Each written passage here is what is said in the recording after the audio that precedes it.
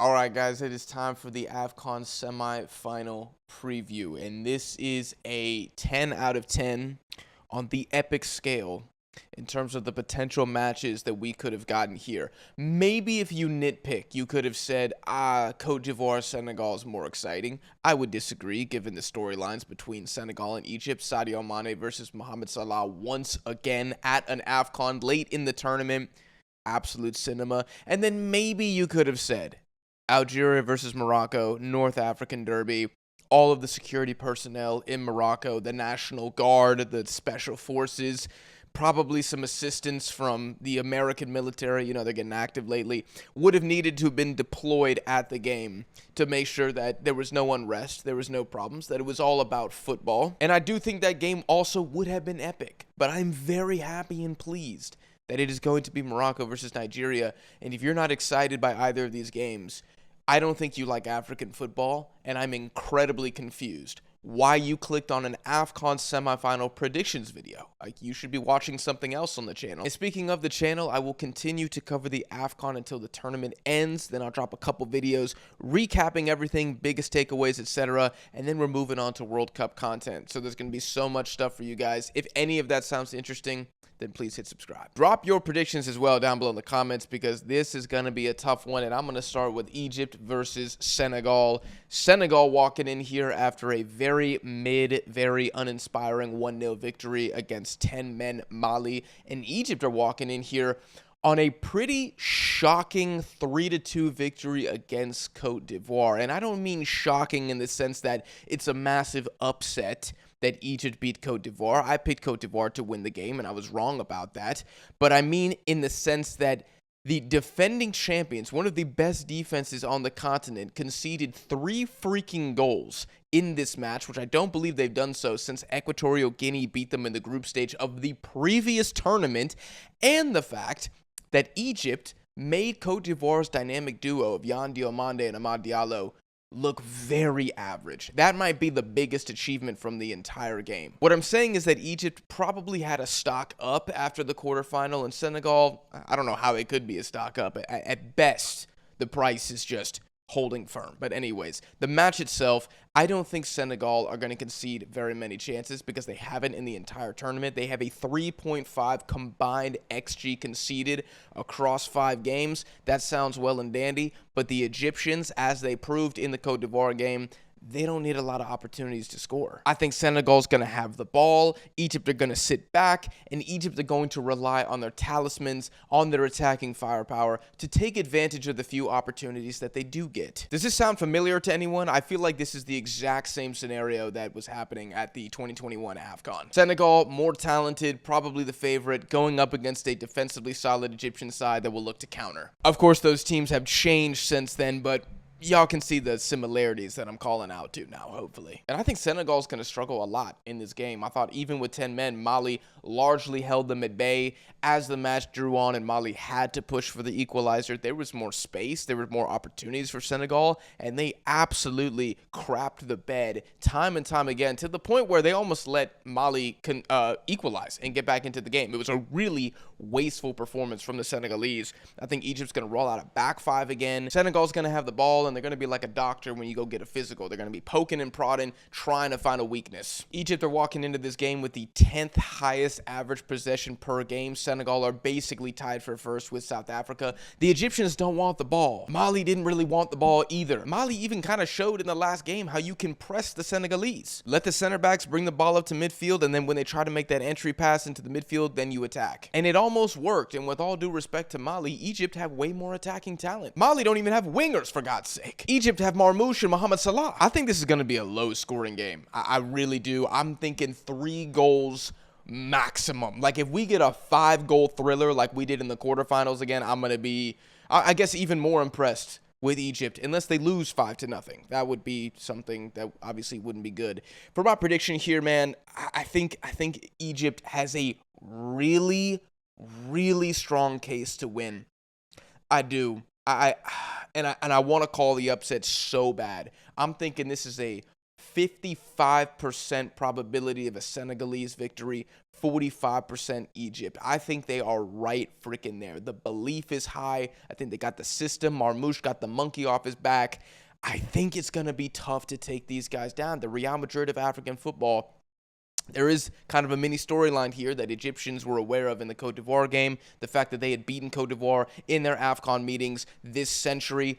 Well, Senegal recently has been a bogey team for Egypt. I think they're 4 wins and 1 loss in the last 5. A lot of those have been in big games. I'm really struggling to decide here. And when I can't decide, I tend to default back to my prediction at the start of the tournament. And I picked Senegal to win this tournament. So I'm going to go with the Senegalese victory by 1 goal. It might be 1-0. It might be 2-1 in extra time. Those are kind of the 2 scenarios that I see here. Egypt can absolutely score. I know Egyptians will be mad and they'll be like, this guy hates us. I don't. In fact, I've been incredibly impressed with Egypt. If there's a team that I'm looking at my World Cup predictions and they have altered significantly, Egypt would probably be top of that list. Egypt has the players and the know-how to make it happen. Let the defense do your thing. Don't concede great chances. Don't beat yourself. Wait for your opportunity and then go for the neck. That's what Egypt's going to try to do. And if they do, they will win this game and make the final. The other semifinal is Morocco versus Nigeria. It's just a tantalizing matchup here. This is peak African footy, man. I don't know what else y'all want. Smash the like button. Nigeria look like the best team in the tournament. In the quarterfinal against Algeria, it was complete and utter domination, demolition, destruction, nuclear warfare, whatever you want to use to describe how they destroyed Algeria. The 2-0 scoreline is nothing short of flattery to how the Algerians performed in that game, or should I say how the Nigerians made them look in that game. And that match was kind of painted by some people as the best attack in the tournament, Nigeria, versus the best defense in the tournament at the time, Algeria. And what's hilarious is that's kind of happening again now with Morocco, who have the most clean sheets of the tournament, and they have the lowest XG conceded. So it's offense versus defense again here, and we all know who won round 1. The Super Eagles campaign has been nothing short of impressive, to the point where I would challenge you to say that there's been a player in the starting 11 who's been mid. I really don't think anyone's been average or been below standard. And you have to give credit to the players and their preparation and their mentality, how they're approaching the tournament. But also Eric Schell, who I think has done a great job turning this team into a lethal weapon. The offense is truly unstoppable, like I said, beating Algeria by 2, but we all know that was a 4 or 5-0 win easily. Most surprising about the quarterfinals was how the defense conceded nothing to Algeria. Not a single shot on target. I don't think the first shot happened until the 70th minute. Now, do I expect that to happen again against Morocco? Absolutely not. Morocco are going to be a different challenge, a different beast than what the Algerians had. Nigeria's success at this AFCON has been largely built on the performance and the success of what I'm going to call their midfield trio of death: Alex Iwobi, Frank Onyeka, and Wilfred Ndidi. However, a massive thing to watch here is Ndidi is suspended for this game, and I cannot overstate how important I think that is going to be for this team. I don't know if Nigeria has somebody capable of stepping up and filling those shoes. I saw a lot of Nigerians say Onyedika can do the thing. He doesn't have the defensive bag of Wilfred Ndidi. And what Ndidi and Onyeka have done is turn into a pair of star destroyers. They just win the ball back, give it to Alex Iwobi, who's been the guy leading the orchestra the entire time, and that is how they've been blitzing teams. Do not underestimate Ndidi's absence, not just in his defensive skill, but also the experience, the leadership, the calmness. If Nigeria lose this game, this is why, in my opinion. For Morocco, they had a very good game against Cameroon. Was it their best game of the tournament? I think it was, both from a personnel standpoint, but also from a tactical standpoint. Maybe you could say Zambia, but Zambia ain't Cameroon. So factoring in the difficulty of the opponent, I do think Cameroon was their best game, especially with how many people thought Morocco were going to lose, which was, I would say, significant. At least 30% of people, from what I saw, my anecdotal observations, had Cameroon upsetting Morocco at this point in time. And yet it was a very comfortable victory for Morocco in which they outclassed Cameroon. And that is something that these teams have in common walking into the semifinal, is they were probably both expecting an intense battle, like a Gettysburg. That was probably too American of a example. And unfortunately, I don't know enough African battles. I'm thinking Zulu Wars right here. Was there really a stalemate in that war? Maybe the Boer War. Anyways, that has nothing to do with Nigeria anyways, or Morocco. World War I, let's go back to that. Trench warfare, everybody knows the World Wars. World War I, I think everybody was expecting that. The Moroccans were expecting a close, tense victory. Nigerians as well. I certainly was. And instead, it was Bob the Builder steamroll time. That's what it was. I talked about Nigeria's twin star destroyers in Onyeka and Ndidi, one of which is going to be missing this game. Well, Morocco have their own star destroyers on the right-hand side of the field called Brahim Diaz and Achraf Hakimi. They now have another full 90 minutes together. I think their first game, it was a bit rough. It looked like the chemistry was off because, of course, it was off. It used to be Mizrahi was playing at that right-back position, and him and Diaz were balling out. Now Mizrahi's on the left side of the field, and I thought played well against Cameroon. Slowing down Hakimi and Diaz is going to be Nigeria's biggest defensive ask of the tournament, bar none. Mahrez and Amoura did not challenge at all. They got snuffed out by Calvin Bassey. Is that going to happen again? I don't think so. I think Brahim Diaz is going to struggle in this game. I think Abde is going to struggle in this game, but I don't think they're going to get clamped up, locked out, like no chances created, no successful dribbles.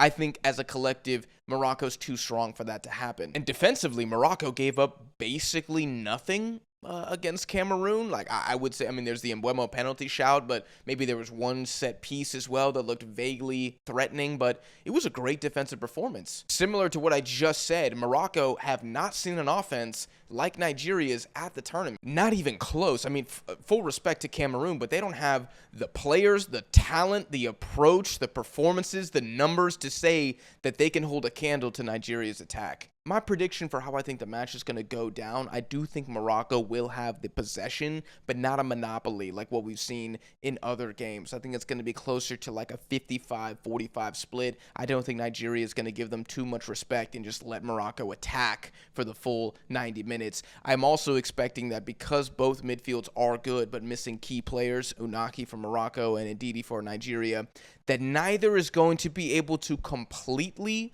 control the game. Both are going to have to adapt, though I think Morocco is better suited to cope with the miss or the absence of Unaki, and they've already gotten a couple games to practice that. This is going to be Nigeria's kind of trial by fire without Wilfred Ndidi, and I don't know how that's going to go down. Both center back pairings are going to have to be on point in this game, and I do think Messina and Aguerd are going to especially struggle with Victor Osimhen and even Aker Adams, just the physical specimen, the athletic specimen that he is. They haven't seen that at the tournament yet. And because of the talent and the form of both of these teams, I think both of them get on the score sheet. The Senegal-Egypt game, I could totally see being a 1-0 for either side. I don't think we're going to get a 1-0 here. I am expecting an epic affair, and maybe that's setting myself up for disappointment, but I think the key matchups that will decide this is Aguerd versus Osimhen and Bruno Mbassi versus El Kaabi and Brahim Diaz. Whichever team wins those matchups, I think wins the game. And if anyone scores a set piece, I think it's over. That side will go on to win. Morocco have been very good at getting to the penalty spot.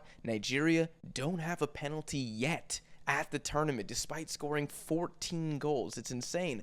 Are they due? Are they due for a penalty now in this game? It wasn't Lookman's best performance against Algeria. Does he bounce back here and go back to looking like player of the tournament? We do have our players of the tournaments going at it right now, and Lookman and Brahim Diaz. I don't know, man. Comment down below your prediction. Jeez, man, this is so tough. Lord, give me the strength. If anyone's going to beat Morocco, is Nigeria here. I'll say it like that. If they don't win the AFCON, it's because Nigeria beat them here in the semifinals, and then Nigeria go on to win. That's how I see this going down. Somebody wins this game 2-1, and I'm just gonna say Nigeria. Don't get mad at me, Moroccans. You guys can absolutely win this game, 100%. This is nothing personal. And if you win this game, you win the AFCON. That's my prediction. The winner here wins the AFCON. for Morocco, for Nigeria, these are the top 3 teams going at it at the tournament. I would have Senegal on the other side of the bracket. And then Egypt, they crept up my rankings. I think I had them at 6 or 7 before the tournament. And here they are in the semifinal, making me look like a fool. Maybe I'll look like a fool again after these semifinals, although I don't think so, because I do expect these to be, I'm predicting very close games. So the only way I would look like an idiot is if like Egypt wins 4-0, or if Senegal wins 4-0. That would also make me look kind of stupid. And then Morocco just like steamroll Nigeria. Then maybe I'm on here for the semifinal recap. Like, my bad. But anyways, we're going to see. You guys let me know your thoughts down below in the comments. Smash the like button if you enjoyed. Hit subscribe for more AFCON and African footy content here on the channel. I appreciate you guys for watching, and I'll see y'all in the next one.